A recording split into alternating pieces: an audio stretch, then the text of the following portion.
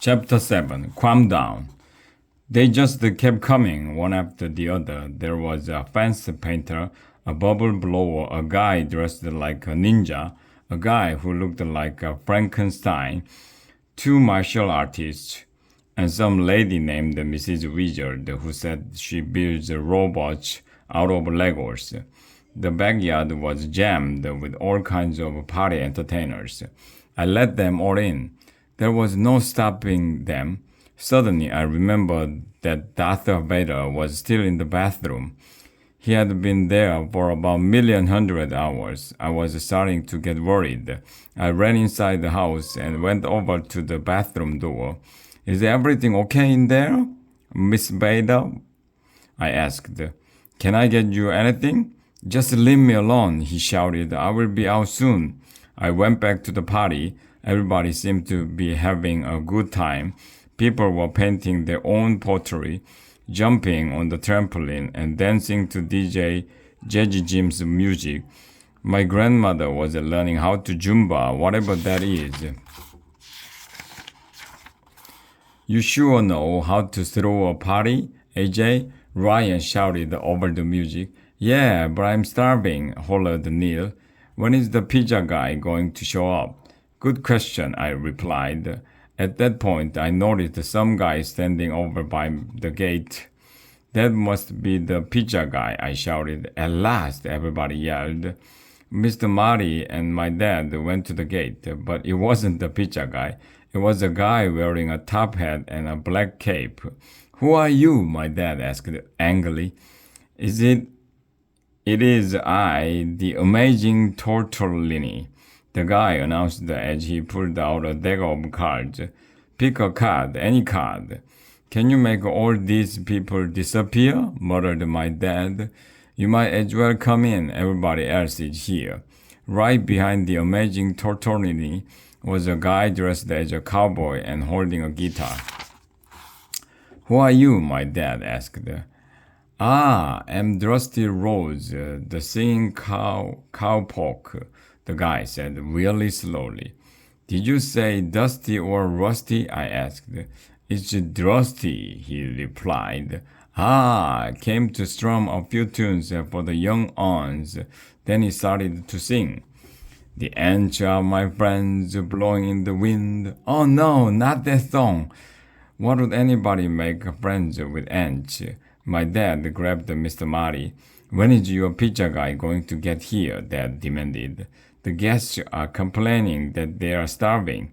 Mini Marty said as Mr. Marty scrolled through the emails on his smartphone. It looks like I made another tiny mistake. I may have forgotten to contact the pizza guy. What? My dad shouted. You emailed all these other people, but you forgot to order the pizza? My dad slammed the gate shut. His face was all red. It looked like he was going to explode. My mom came running over and put her arms around him. Calm down, honey, she said. It will be okay. Everybody seems to be having a good time. That's the important thing, right? I will not calm down, Dad said, turning to Mr. Marty. I thought you were the #1 party planner in town. I thought you were going to handle everything. You said we didn't have to do anything. That's what you told us, remember? Hey, it's not my fault, said Miss Minnie Marty. I'm just a puppet. What is your problem? My dad shouted at Mr. Marty. Normal people don't talk through puppets all the time. I'm terribly sorry about the party, explained Mr. Marty. It was a mistake. This has never happened before. What can I say? I told you I was sorry. You are sorry? Well, I'm sorry too, shouted my dad. I'm sorry that we don't have any food for our guests. I'm sorry that my backyard is filled with a bunch of nut jobs and I'm going to have to pay them all. I'm sorry that the only entertainer I hired has been in the bathroom for the whole party. I'm sorry that you ruined my son's birthday. This is the last straw, asterisk. What did straws have to do with anything, and why are people always running out of them? That's when the coolest thing in the history of the world happened.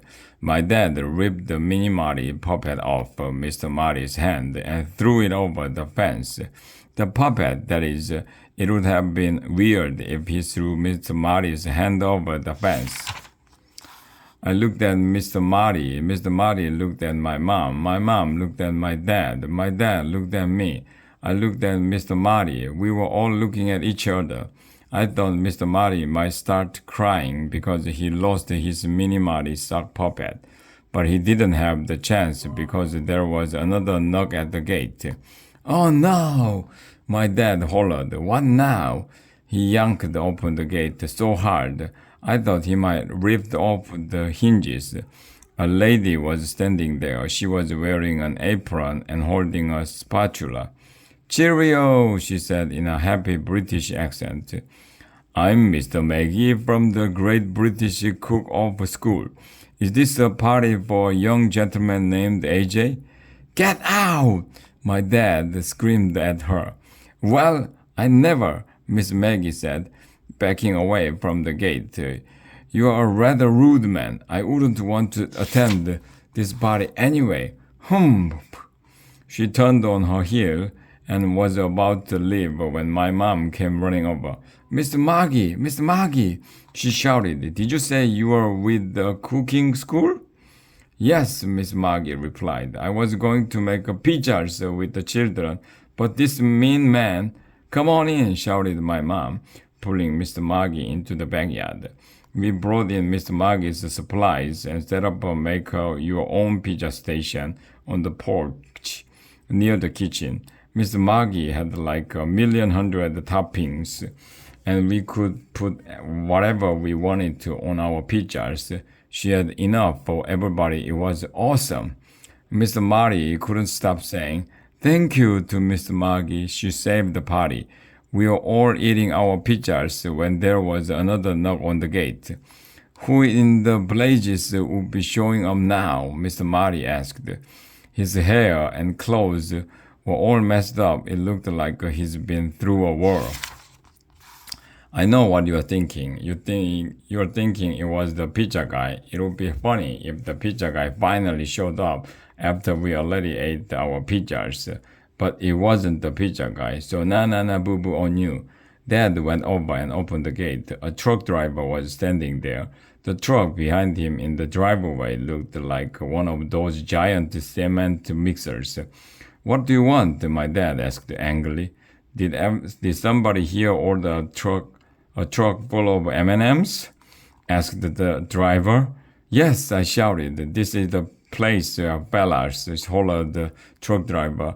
"Back it up." Then he unloaded about 1,100,000 tons of M&Ms.